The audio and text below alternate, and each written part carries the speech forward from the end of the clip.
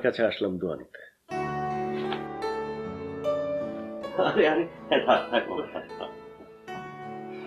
বিয়ের মতো এত ইম্পর্টেন্ট একটা বিষয় মুরব্বীদের দোয়া ছাড়া জানি না কেন যেন আপনার চেহারাটাই আমার সামনে বসে, তাই আপনার কাছে দোয়া নিতে আসলাম। দোয়া করিব, তুমি সুখী, অনেক সুখী। ভজনের ভাগ্যে ভালোবাসার মানুষ জুটে। আমি দোয়া করি তুমি তুমি সুখী হবে, দেখো তুমি অনেক সুখী হবে। ও মীরা, এই কৌশিকের আজ বিয়ে, হ্যাঁ তাই আমার দোয়া নিতে এসেছে। Thank you. আজকে সন্ধ্যায় হচ্ছে বিয়ের অনুষ্ঠান। ও কিন্তু গতকালই আমাকে বলে রেখেছিল, তুই কিন্তু না করতে পারবি না, আজ কিন্তু আমি যাবই। ও মা অবশ্যই যাবে, আমি না করব কেন? আপনিও চাইলে যেতে পারেন, কিন্তু খুবই একদম ঘরোয়া একটা প্রোগ্রাম।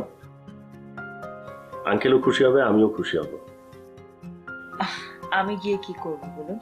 সে আমিও গিয়েই বা কি করব, তারপরে তো যাচ্ছি। আর ওই সামাজিকতা বলে একটা ব্যাপার আছে না, জিনিসটা ক্রমেই হারিয়ে যাচ্ছে বটে, তবে এটা থাকা না খুবই জরুরি। একজন মানুষের সুখে দুঃখে তার পাশে থাকা। শুনুন, আপনিও কিন্তু বিকেলবেলায় যাচ্ছেন, দুজনেই রেডি থাকবেন, আমি এসে নিয়ে যাব। এখন আমি বেরোই, কোর্টে আবার দেরি হয়ে যাচ্ছে।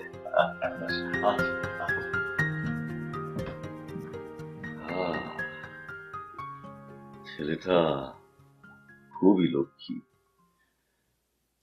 এরকম একটা লক্ষ্মী ছেলেই আমি জামাই হিসেবে চেয়েছিলাম। আমার জামাই তো এর চেয়ে অনেক বেশি লক্ষ্মী।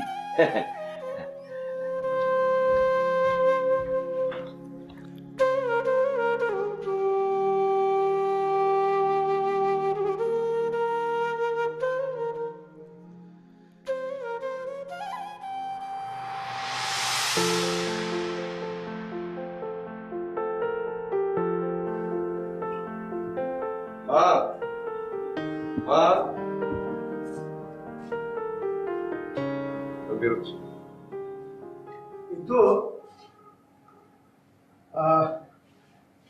সম্ভব হলে আজ দুপুরের মধ্যেই তুমি বাসায় ফিরে এসো।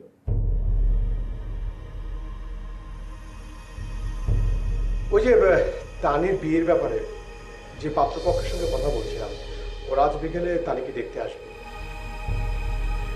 বড় ভাই হিসাবে তোমার অবশ্যই দেখা উচিত।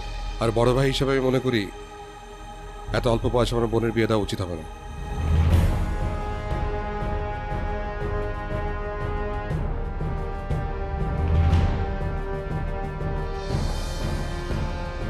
আপনি চলে যাবার আগে তানির বিয়ে দিয়ে দায়মুক্ত হতে চেয়েছিলেন তো? আপনার দায়মুক্ত হওয়ার জন্য তানির বিয়ে দেওয়ার কোনো প্রয়োজন নেই, কারণ আজ থেকে তানির সমস্ত দায় দায়িত্ব আমি নিচ্ছি। আপনি এখন থেকে দায়মুক্ত। তানির লেখাপড়া এখনো শেষ হয়নি। ওর লেখাপড়া শেষ হলেও নিজের পায়ে দাঁড়াবে, তারপর আমি নিজে ওর বিয়ে দেব, তখন এসে মেয়ের বিয়ে খেয়ে যাবে। আর যে ঘটকের মাধ্যমে পাত্রপক্ষের সাথে যোগাযোগ হয়েছিল তাকে জানিয়ে দিন আমরা এখন তানিকে বিয়ে দিচ্ছি না। তানিকে দেখতে আসতে কারো দরকার।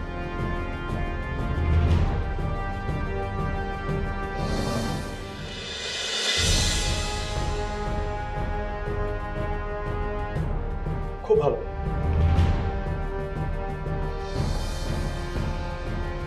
খুব সহজেই আমাদের দায়মুক্ত হয়ে গেল।